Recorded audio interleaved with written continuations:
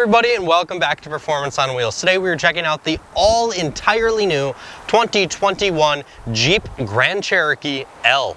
It's time for a refresh in the Grand Cherokee world. It's pretty cool. This is the first time ever, second time ever for Jeep, and that is having that third row. Yeah, so these are two brand new three rows from Jeep. Well, technically one, but we got two of them behind us. Yeah, we're looking at some different trim models. Guys, today we're taking you around the Grand Cherokee, some of the things we find interesting on the Grand Cherokee L, and we're also gonna show you some of the different trim levels and kind of how that changes the interior and exterior along the line. The Grand Cherokee, it's kind of near and dear to my heart because as a child, when the whole sport utility scene started getting really wild, back in '93, I think was the original Grand Cherokee. Okay. The Ford Explorer came out, then the Grand Cherokee came out early '90s, and that's when the whole sport utility scene just got wild, right? The Cherokee and the Jeep has been around far longer than that, and there's been sport utilities, but the Cherokee name goes all the way back into the '70s, still having a sport utility. And the thing that is cool about the Jeep is that it's been true to its roots like all along. It's always been off-road capable. Yeah, for Anything that has that Cherokee name, it has always been off-road capable, and I think that's pretty darn cool. Anyways, in the early '90s when the Grand Cherokee first came out, my dad worked at a Jeep dealership, right? Okay. And he had the Grand Cherokees for demos. So my brother, who was of legal driving age, I was not. I'm like 10, 11, 12 years old. We used to like go out and have a good time in these. So I had a lot of fun back when there was a 5.2 liter V8. They had their V6. There's almost always been a V6 and a V8 in the Grand Cherokee lineup, and that's still true today. Yep, the 3.6 and the 5.7. Absolutely. We had the 5.2 V8. We may or may not have gotten airborne at the Mall of America once at the peak of the parking ramp. We got all crazy and all muddy in an ice rink, just spinning around, just stupid kid stuff. But what's fun is the Grand Cherokee is special to me for that. And it's a fun vehicle because of the heritage that goes along with it. The two models that we have behind us are a higher and a lower trim. This one being the lower trim, a Limited at $52,000. We also have an Overland over there that's almost 70, isn't it? I think it's 62. It's about $10,000 more. And then we also have some clips of a Summit. Not a Summit Reserve, however, but let's get into it. Talking about the design of the Grand Cherokee L, right off the bat, we know it's a Grand Cherokee simply because of the grille. The Grand Cherokees have been doing this grille for a while now. It's seven of them. Yeah, it's kind of a well-known statement. So that is a very cool design cue that they decided to include in the L. The next thing I like is actually right above that grille. That would be the hood line, but take a peek at this hood line. It wraps around this headlight to the edge of the headlight to this body line all the way to the back of the car. And then on the back of the car, it goes across the whole taillight, which means that this technically has one body line that runs along the entire car, a 360-degree body line. Yeah, and it's very simple. Like the design of it's simple and it's elegant. It's got this ruggedness to it. It's a design that I like because it's timeless. It's simple. Yep. It's bold. It checks so many things off of the box. When you look at it from the side, right up where the grille is, you can see that it's almost pronounced forward at the hood, and then it goes backwards where it meets up with the bumper. Very masculine statement that brings. And then let's just talk about comparing the different trim levels here in just 1 second. We got to take in the windows and the pillars because that was something that was important to the designers when they released the new Grand Cherokee L. And that it will more or less carry on to the Grand Cherokee when we see that next year. And that's the fact that we made the windows bigger and all of the pillars smaller. So when we get into the inside of this in a few minutes, we'll notice how open it is. Let's get into talking about some of the design differences between the trim models we're looking at. Again, the Limited and the Overland. So on the Overland, the silver one that we're looking at, it actually has its daytime running light up here. You can see the amber light, that's the parking light turned on in the Limited, where the daytime running lights on the Limited are down here. On the Overland, we have the clear running lights where the amber light is on that Limited. And in all honesty, I would say that the Limited looks more aggressive in the front end with the lack of the fog light and the running light down here, as well as the chrome tow hooks give it more of a feminine look. It's feminine. It looks luxurious, Yeah, right? I guess luxurious. It looks luxurious, but at the same time, it's more capable because Yeah. it has tow hooks, it has fog lights, so it's got more light to get down the Yeah. trails, right? And there's also a lot more sensors and cameras where we just have the adaptive cruise control on the Limited. Over on the Overland, we'll see up in the grill here that we have the infrared camera as well as one of the 360 cameras. Right off the bat, there are noticeable changes. You can tell the trim line just by looking at the front end. Yeah. They're reshaped grills. There's different cues that can tell you right off the bat what trim level you're looking at. Taking a peek at the Summit, before we move on quick, you can just see that everything gets more elegant as we continue to go up in price and that trim line.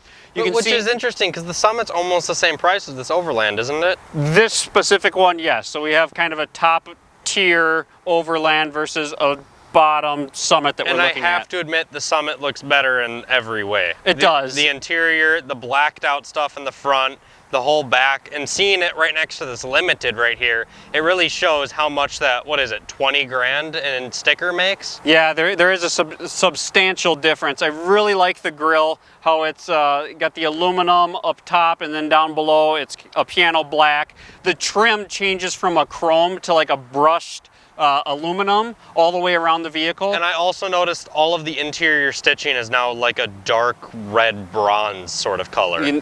On the really Summit, cool. the interior is amazing for sure. Yeah, and you get all the cross stitching as well. It looks good. As we look at that back end again here quick, you'll notice the exhaust differences between the Limited, and that changes as you go to the Overland as well as the Summit. Yeah, so the Overland and the Summit have the exact same thing when it comes to exhaust. You get a chrome cutout in the bumper where it isn't the actual exhaust tip itself. The exhaust tip sits inside of that. Right. And then on the other one, the Limiteds and below, the exhaust is tucked under, so you don't see it at all. You just see a plastic bumper. Yeah, and what's important about that is that off-road capability that we will probably mention more than once in the video. Yep. And those exhaust tips are turned down. Your approach angles, your departure angles, they're pretty much best in class when we're talking about a 3-row SUV. Yeah, the competition is a joke when they say it's off-road, really. Yeah, you have like the suburban mom vehicles, right? And that brings up a good point when you're starting to cross-shop with the competition. So the Explorer, the Telluride, the Toyota Highlander, and one that is doesn't necessarily fit because of the price. You can't forget the Palisade either. The Palisade, yeah. But then what's unique about the Grand Cherokee is it kind of flirts with the capabilities of the Tahoe, although the Tahoe is body on frame, where all the other ones are unibody. The closest competitor to this is the Explorer. Absolutely. The Palisade and the Telluride's towing capacity is a joke. Their off-road capability is just fun and marketing, basically. It is nothing compared to this. You can't, you can get the Telluride and Palisade in front-wheel drive and they still push the off-roadiness of them. So it's... Yeah, and what you'll notice, you mentioned towing capacity. Yeah. So on the Grand Cherokee, the L, when it's configured properly, you have like a 7,200 pound towing capacity. And that starts to flirt with, again, what the Tahoe can tow, which that starts at 7,600 pounds. And that's just in the V8 as well. You can get the Tahoe in a diesel and I think a hybrid too now. Yeah, it goes up to like 7,900 if my memory is correct on the Tahoe. But when you start talking about like the Explorer, you're getting between 5,000 and 5,600 pound towing capacity. The Highlander's right at 5,000, the Telluride's right at 5,000. And it also leads into the fact that the Grand Cherokee is unique in the regard of its length. So it's longer than all of the competition. Yep. And that goes hand in hand with, you can actually get adults, as you'll see here in a little bit, in that third row. Everything else in the competition segment, those back seats are more kid focused. And that's a big part of the design elements. Jeep wanted to make sure they got this right, being its third row. They've been seeing and losing their customer base as families have grown over the years. as families grow, the Jeep customers go elsewhere because they didn't have that third row. Yeah. The last time Jeep tried this was in that Commander, which is like 08, 09, 10, somewhere in that era. Commander is a big Jeep. And it was a flop, really. Yeah. That was the time when everything Chrysler was kind of awkward. The designs were a little awkward. Everything was plasticky. Yeah. That was like the one time and period I wasn't a huge fan of. The thing about the Commander is it was just a tank. It weighed a crap load. It had the big V8, got horrible gas mileage. Yeah. It was a hard choice. Regardless of the trim line, you can see that we have the same trim molding that goes along the entire side of the car. And what's really cool... You know what, sorry if you were about to say something. I wanted to say, I looked at this earlier, and the chrome lining that goes around all the windows, as well as the windows slowly getting smaller, 100% reminds me of the Lincoln Aviator. It does a little bit, and that gives a sporty aspect to the design, right? Yeah. It squats in the back, which Yep. looks like it's like got forward movement to Yep. it, which is beautiful. But anyways, that gives the opportunity, like you see on the Summit here, to put that black roof, something again to make the Grand Cherokee L stand out as the trim line and the sticker price gets more expensive. Lighting gets fancier. Everything gets fancier as you go up. There's no denying that. You can also see a very simple difference between a four-wheel drive and a rear-wheel drive model. Again, a lot of the competition, not all of them, but a lot of them, they're front-wheel drive focused. So if you lose four-wheel drive or all-wheel drive, you have a front-wheel drive vehicle, Yep. which is silly in my mind if you're talking about an SUV, but it is what it is. So a Grand Cherokee is rear-wheel drive if you don't have four-wheel drive for some reason. What's shocking to me, that four-wheel drive system only adds 150 pounds, and you can tell the difference if it has four-wheel drive by these simple little valances right up front in front of the front wheels. I would just like to give a quick thank you to the people that supplied the vehicles in this video today.